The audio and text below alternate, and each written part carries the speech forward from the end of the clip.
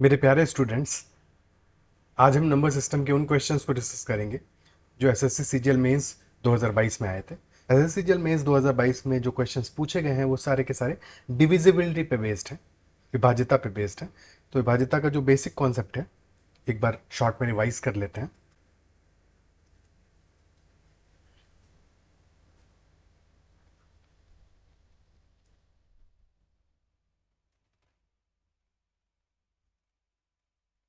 अगर हम divisibility rules की बात करें, टू से डिविजिबिलिटी का रूल क्या होता है कि हम कोई भी नंबर जो ले रहे हैं उसका जो इकाई का अंक होगा, यूनिट डिजिट होगा, वहां पे एक इवन नंबर आना चाहिए।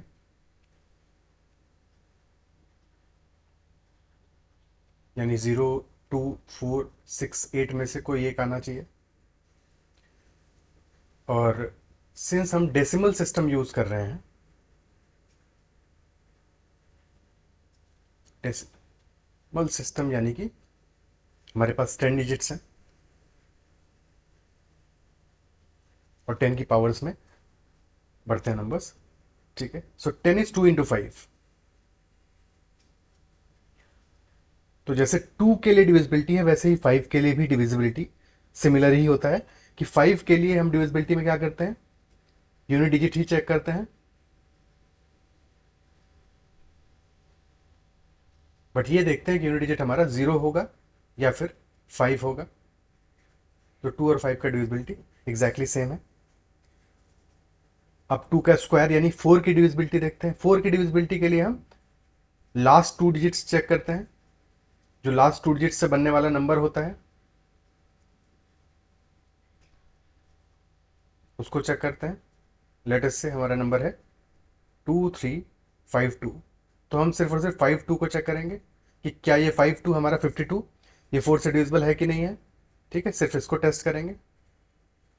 सिमिलरली 5 का स्क्वायर यानी जैसे हमने 2 का स्क्वायर किया, सिमिलरली 5 का स्क्वायर 25 के लिए भी हम लास्ट 2 डिजिट्स के बनने वाला नंबर ही चेक करते हैं।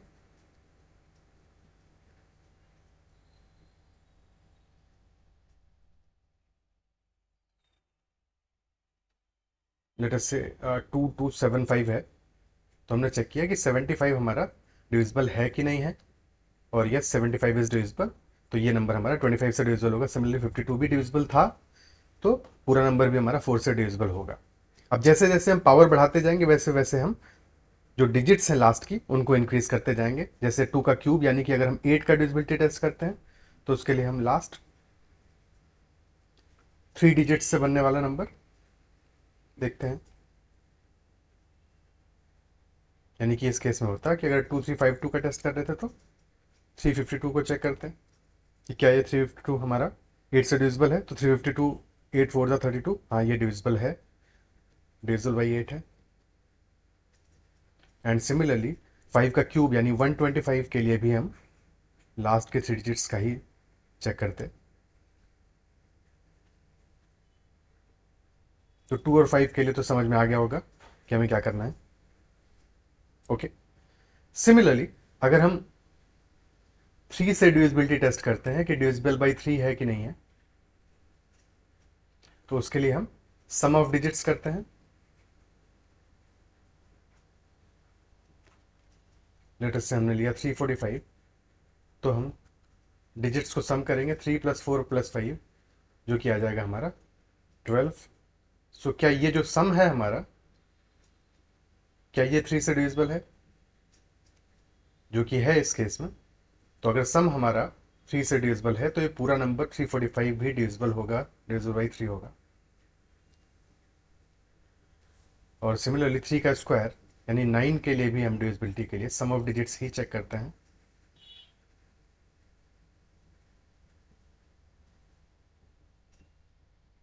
बट यहाँ पे होगा कि जो भी सम ऑफ डिजिट्स आएगा हमारा sum of digits should be divisible by 9। 3 से डिविजिबल होने से तो 3 से डिविजिबिलिटी चेक होती है, तो ये 9 से डिविजिबल होना चाहिए। ओके, हमने 2 का देख लिया, 3 का, 4 का, 5 का, देन 8 का, 9 का। ठीक है, 10 के लिए तो कोई समस्या ही नहीं है। 10 यानी कि number should and with zero, zero से खत्म होगा, 10 से डिविजिबल होगा, कोई समस्या नहीं।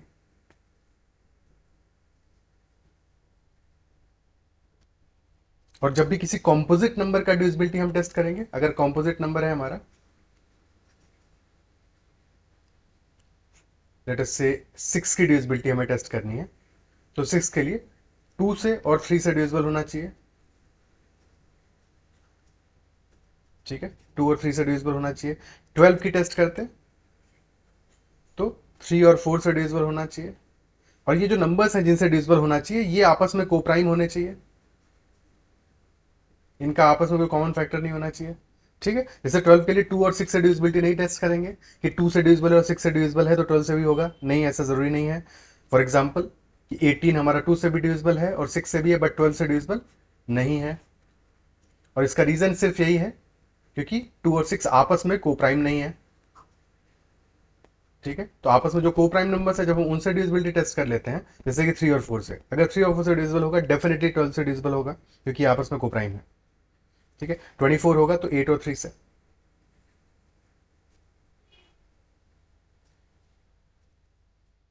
क्लियर है?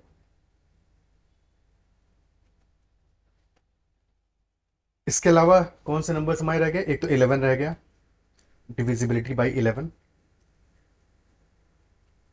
11 से डिविजिबल कब नंबर होगा? लेटेस्ट से हमने नंबर लिखा है 2 3 4 5 6 7। तो यहाँ पे जो इवन प्लेस पे डिजिट्स हैं और जो ऑड प्लेस पे डिजिट्स हैं, हम उनको अलग अलग सेपरेटली सम करेंगे और फिर उनका डिफरेंस देखेंगे। जैसे यहाँ पे हमने जो 2 4 और 6 को सम किया, 2 + 4 + 6, ये हमारा आ गया 12, एंड 3 + 5 + 7, ये आ गया 15। जो डिफरेंस है हमारा इन दोनों का वो 3 आ रहा है, जो कि डिविजिबल बाई 11 नहीं है, तो ये पूरा नंबर भी हमारा डिविजिबल बाई 11 नहीं होगा, ठीक है। 11 के लिए ये डिविजिबिलिटी हो गया हमारा।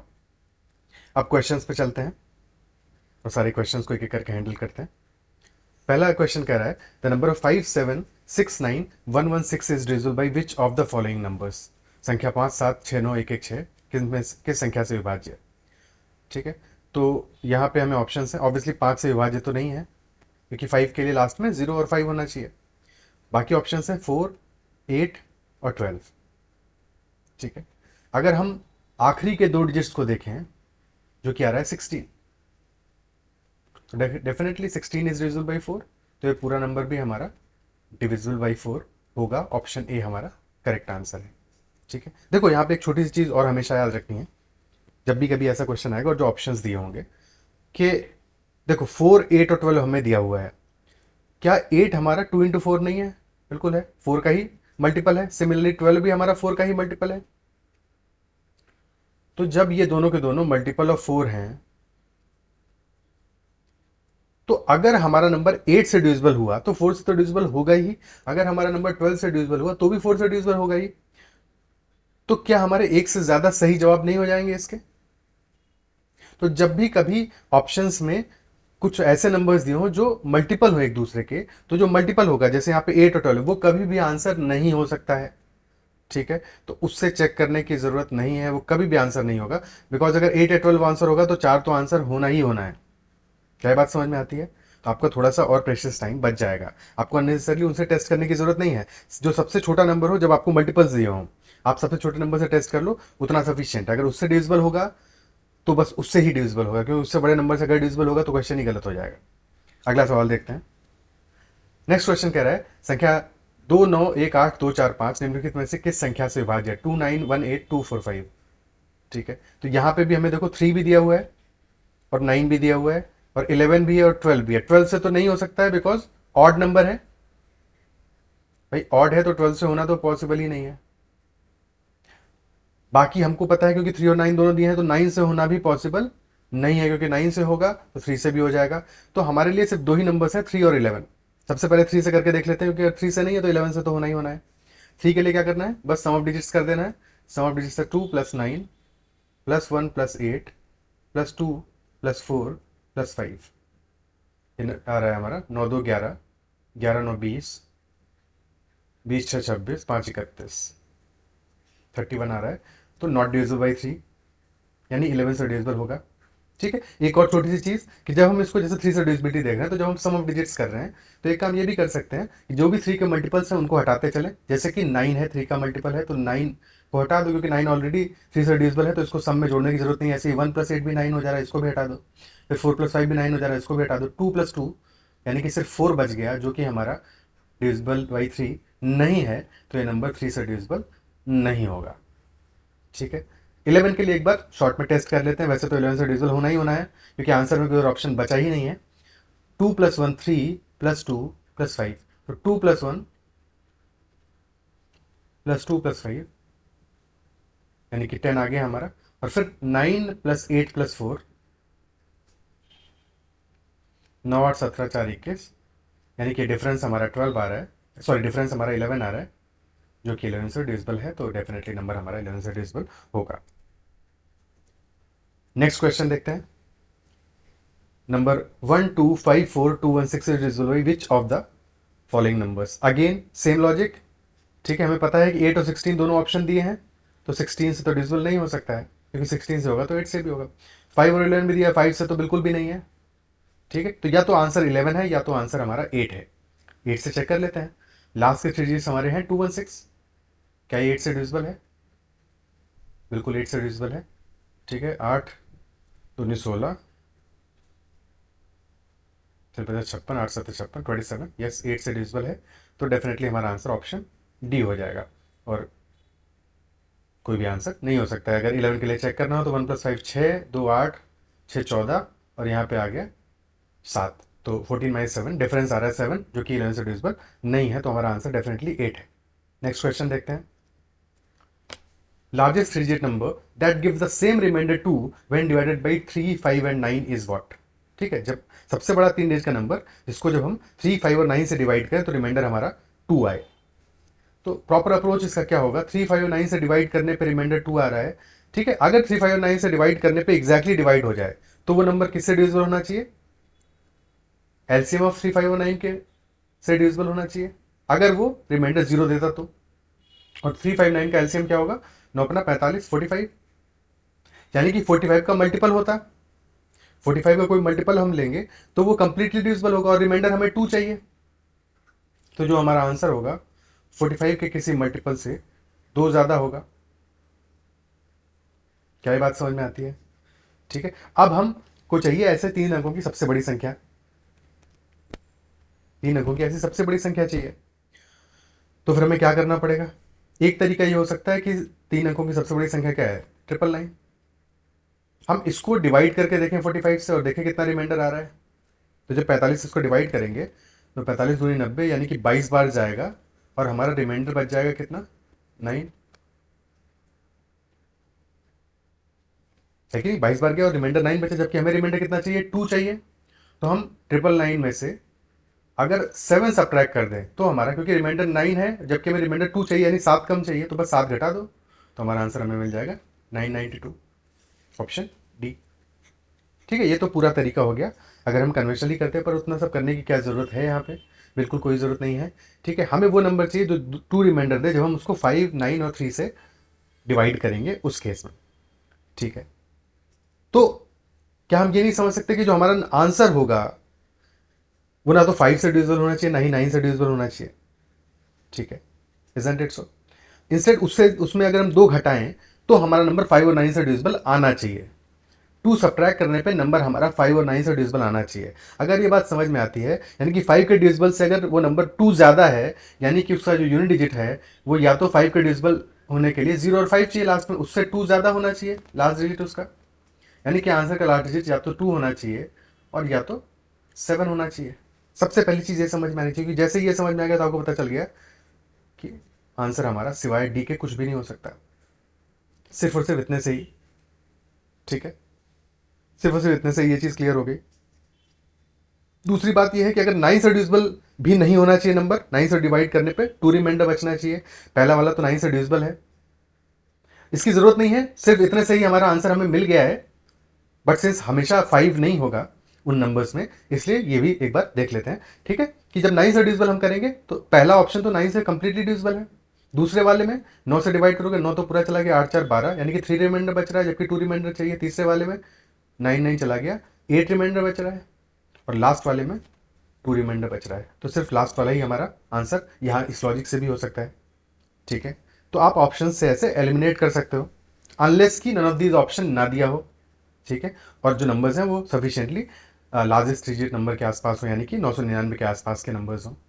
ठीक है, क्योंकि उससे छोटा भी कोई नंबर हो सकता है जो सेटिस्फाई कर रहा हो, और नन ऑफ दीज अगर ऑप्शन गिवन हो तो नन ऑफ दीज आंसर हो जाएगा उस केस में। तो थोड़ा सा कॉशियस रहना है, बट आप अगर चीज़ों को अच्छे से समझोगे तो आप खुद देख रहे होगे कि आप कई बार अपना समय बहुत ज़्यादा बचा सकते हो किसी क्वेश्चन में, और अगर आप कहीं पे समय बचा रहे हो तो वो समय आप कमा रहे हो किसी और क्वेश्चन में लगाने के लिए जो आपको नंबर्स देगा। बस आपका लॉजिक सही होना चाहिए। ठीक है, बिल्कुल एब्सोल्यूट तुक्का नहीं लगाना है। नेक्स्ट क्वेश्चन देखते हैं। अगला सवाल कह रहा है, if the 4 digit number 463y is divisible by 7 then what is the value of y। 463y 7 से डिविजिबल है, 7 से डिविजिबिलिटी के लिए क्या करेंगे इसको, 463y, ये y का वैल्यू क्या होगा। 7 से डिवाइड किया, पहली दो डिजिट्स को क्या आया, 7 छंग 42, तो बच गया हमारा कितना भाई, 42 घटा दिया तो यहाँ बच गया 43y। अगेन 7 छंग 42 घटा दिया, 1y बच गया। अब 1y ऐसा नंबर जो कि 7 से डिविजिबल हो तो वो नंबर होता है 14, यानी कि y इज इक्वल टू 4 आना चाहिए, ऑप्शन बी। क्लियर है, इजी सवाल।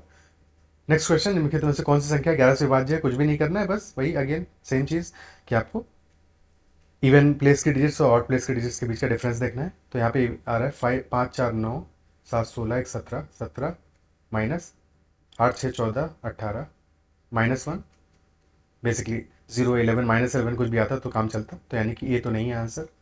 बी में 9 6 15 15 4 19 minus 8 5 13 2 15 19 -15 4, again not divisible. Option C 5 1 6 4 10 10 minus 2 + 4 + 4 10 -10 यानी कि 0, तो यस ऑप्शन सी हमारा डिविजिबल हो जाएगा। आई होप आपको जो क्वेश्चंस हमने आज डिस्कस किए हैं इजी क्वेश्चंस थे, बट क्लियर हुए होंगे। छोटी छोटी सी चीज़ें जो सीखी होंगी आपने, आई होप वो आपको समझ में आई होंगी, मज़ा आया होगा, उनको अच्छा लगा होगा सीख के, और वो आप जो भी क्वेश्चंस आगे प्रैक्टिस करोगे उनमें अप्लाई करोगे तो आपको डेफिनेटली हेल्प मिलेगा, आपका समय बचेगा और आपकी अंडरस्टैंडिंग भी बेहतर होती जाएगी। और देखो, नंबर क्रंचिंग जो है, कई बार क्या होता है कि आपको लगता है कि आप नंबर्स के साथ बहुत कंफर्टेबल नहीं हो, उसीलिए बार बार आपको क्लासेस में हर कोई बताता है, टीचर्स बताते हैं, और मैं भी सजेस्ट करता रहता हूँ कि आप जो टेबल्स हैं, ठीक है, 1 से लेकर 30 तक की टेबल्स हो गई, या स्क्वायर्स हो गए, क्यूब्स हो गए, स्क्वायर्स 1 से लेकर 25 तक के, क्यूब्स आप जहाँ तक के भी भाई 15 तक तो कर ही सकते हो। ठीक है, तो ये सब चीज़ें हो गया। फिर आप जितना ज़्यादा से ज़्यादा कंफर्टेबल हो गए नंबर्स के साथ में, यानी कि आप जब क्वेश्चन को सॉल्व कर रहे हो कई बार, तो जितना ज़्यादा से ज़्यादा क्वेश्चंस को आप ओरली लगाने की कोशिश करो, नंबर्स को एक दूसरे से कनेक्ट करने की कोशिश करो, कहीं पे ये सोचने की कोशिश करो। फॉर एग्जांपल आपने एक क्वेश्चन को सॉल्व किया तो वहाँ पे ये सोचने की कोशिश करो कि आंसर हमारा यही क्यों आया, कुछ और क्यों नहीं आया, क्या लॉजिक था इसके पीछे का। ठीक है, एक ही क्वेश्चन को मल्टीपल तरीके से सॉल्व करने की कोशिश करो जहाँ पे पॉसिबल हो। कई ऐसे क्वेश्चन होते हैं ना कि जहाँ पे कि एक तरीका है कि आप एक अप्रोच से देख रहे हो, एक दूसरा तरीका है कि क्या ऐसे भी तो हो सकता था। ठीक है, जैसे पीछे ही हमने देखा कि हम इसको 5 से डिविजिबिलिटी से भी आंसर को डिड्यूस कर सकते थे और 9 से भी डिड्यूस कर सकते थे, तो ये मल्टीपल तरीके हैं, बट ये आपकी अंडरस्टैंडिंग को बेहतर करते हैं।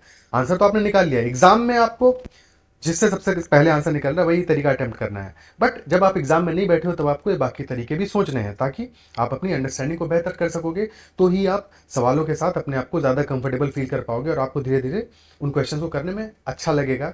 और आप जितना आपको अच्छा लगे उतना ज़्यादा संभावना है कि आप अपने रिजल्ट की तरफ यानी सक्सेस की तरफ बढ़ रहे हो, क्योंकि जब तक आप जो आप काम कर रहे हो, जिस चीज़ को आप अपना समय दे रहे हो, आपको उसमें मज़ा नहीं आएगा तो आप उससे रिजल्ट कैसे निकाल पाओगे अपना। ठीक है, तो आज के लिए इस सेशन के लिए इतना ही रखते हैं, फिर मिलते हैं अगले सेशन में।